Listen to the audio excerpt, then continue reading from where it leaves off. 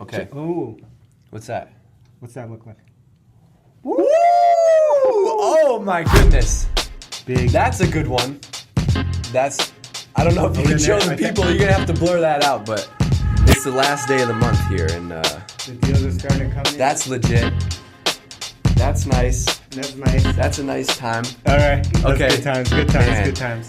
Let's just take a minute and reflect, because it used to take Yeah. 60 days to get that, Oh my goodness. At least at least. across a bazillion people. All right, so Man, seeing some flow happening here. So it's the last day of the month. There's a lot of distractions in a good way going on here at Drift. But you got an email from somebody yesterday, Ron. Uh-huh. What's up, Ron? What's up, Ron? And See, we listen to fan love. we do listen I to don't fan answer my love. email, but somehow Ron got through. You know what? For a while, I was like, I respond to everybody. Yeah. I'm breaking. You breaking I'm finally? breaking. Oh my god, it's bad. It's bad, right? It's bad. Yeah. Can I have 5 minutes to talk about this? 10 minutes. So I feel bad because I've said like I answer to everybody, but I think I got to graduate in one level. One level. Yeah. All right. Anyway, so Ron emailed you, Yep. and I love this question because it's something we talk about a lot, which is time. And he said, "How do you manage your time as CEO?" Okay, and I wrote a bunch of notes because there's a million questions I could ask you about this topic. But no, but being Let me get my- serious, actually have here's notes this week. the classic thing. What I want to get into the realness. I want to get into the no fluff. And so let's start here. Tell me what a typical day for you looks like. Not, I know it goes haywire by 11, right? But like, what is a typical day? Like today you came in and you had what? Good question. So I live. This is You live far complicated. away. I live far away. Yep. But which is good. It gives me time to decompress coming in. But I'd say That's what it is. that's what it's called, decompress. Or compress. I compress on the way in. Compress. Compress. And so the way that I deal with each day is one. I've started earlier and earlier in my day, so I get up at like 5:30. We've talked about that in the past. Gives me more time in the morning. Yep. But then I really live by my schedule at this point. I'm kind of like, I cannot tell you anything that is happening tomorrow. I barely remember yesterday, and I'm focused on just the stuff that's on my schedule. And if it's not on my schedule, it doesn't exist, Okay. right? But what I'm trying to look at each day is I roughly prioritize in big buckets, and we can go into exact proportions and how we do that, of like what's a priority for me. Marketing is priority. For what we do, marketing and product are in one bucket, so I try to prioritize work that's going on there that can help us move forward, Yep. right? Kind of like unlock big rocks for other people. For sure.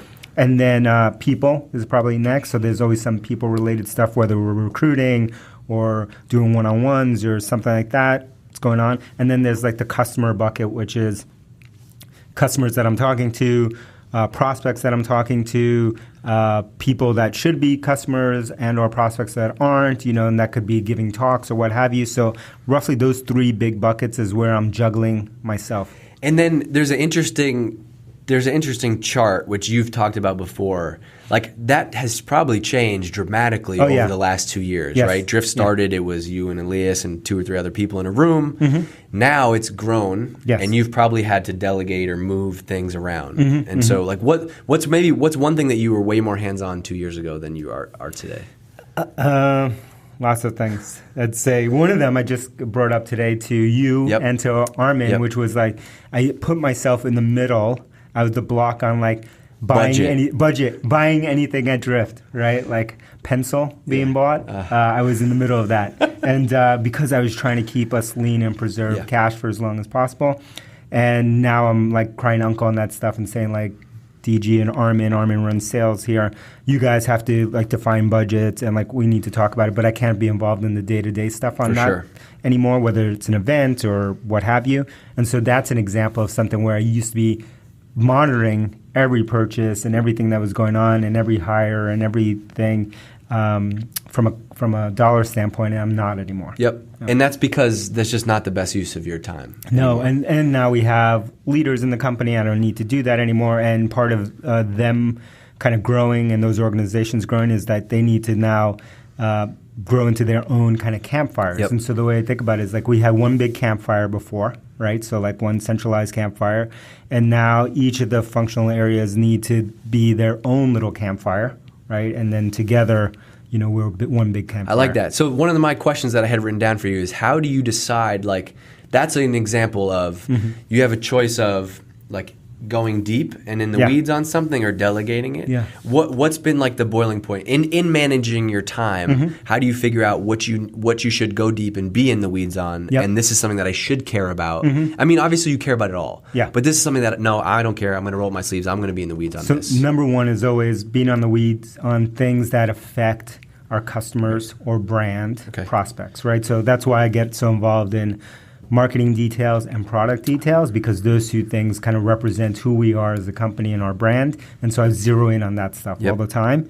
And then there's other stuff that might be more internal that doesn't affect either the company or the brand or what have you. Well, and so like I let go of people is a those. big one, right? Yep. You kind of just you have raised your hand and said, I need to be interviewing every single candidate. Like that's obviously a thing. personal thing. And for a while I wasn't. Yeah. I was for a long time doing all of them, and then there was a little gap where I wasn't, and now I need to like refocus and spend more time there, because we're adding the rate at which we're adding people is going through the roof right now, and so we need to make sure that we're keeping kind of the culture alive across all the teams. Like, okay, so through that stuff, that's how you would decide.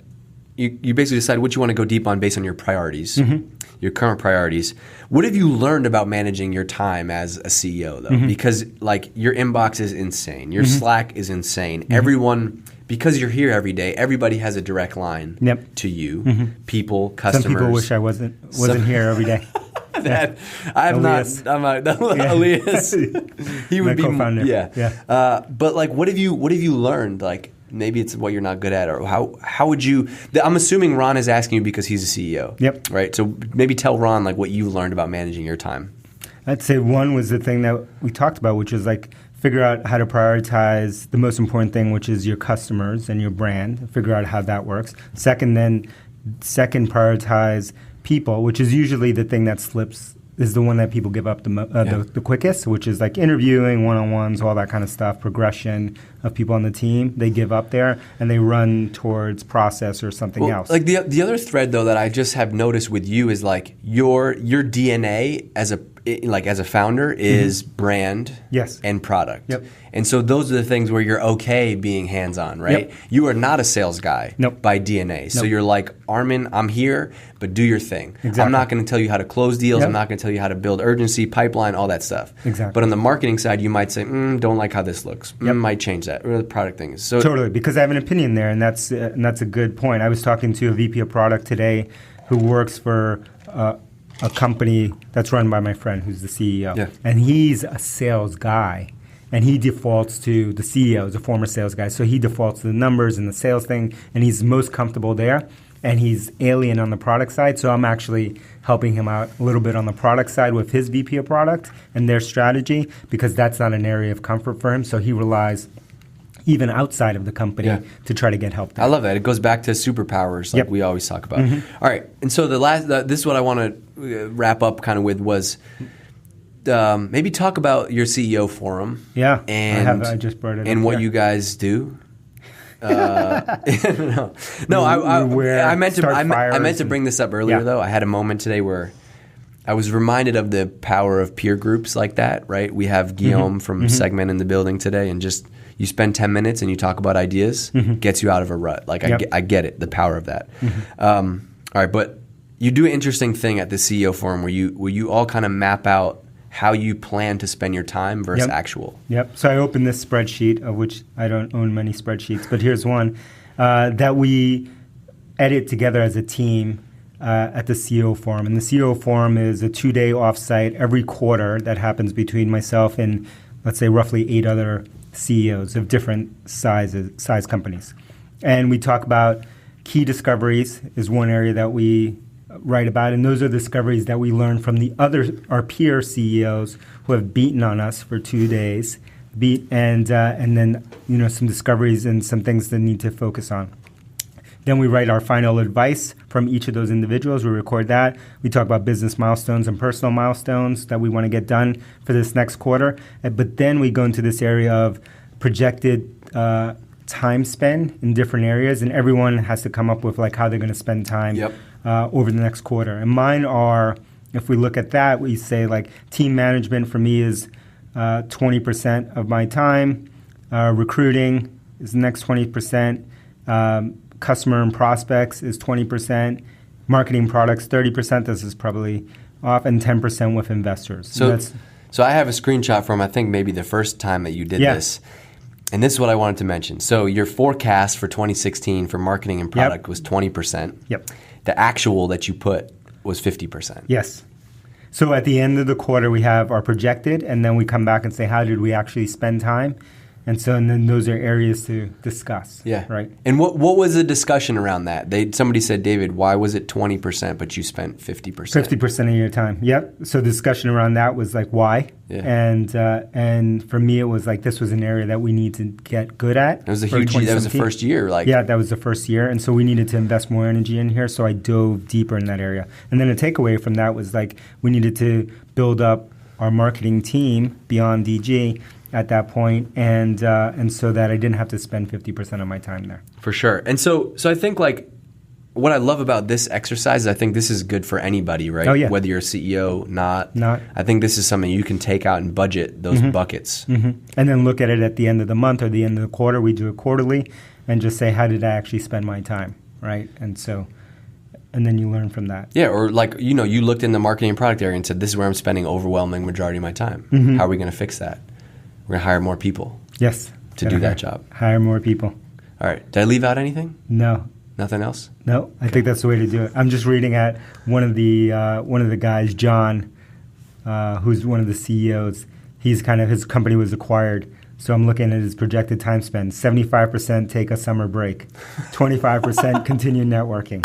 So everyone's got a different allocation. Right? I don't even know what you would do. You can't. At 75% in the summer, I don't know. We would have to be searching for you. I don't know where you would be. Yeah, that's what he said. But that guy's. I saw him at a conference in New York 2 weeks ago. There's no way. Talking to a bunch of people. 1 day off. Yeah, 1 day off.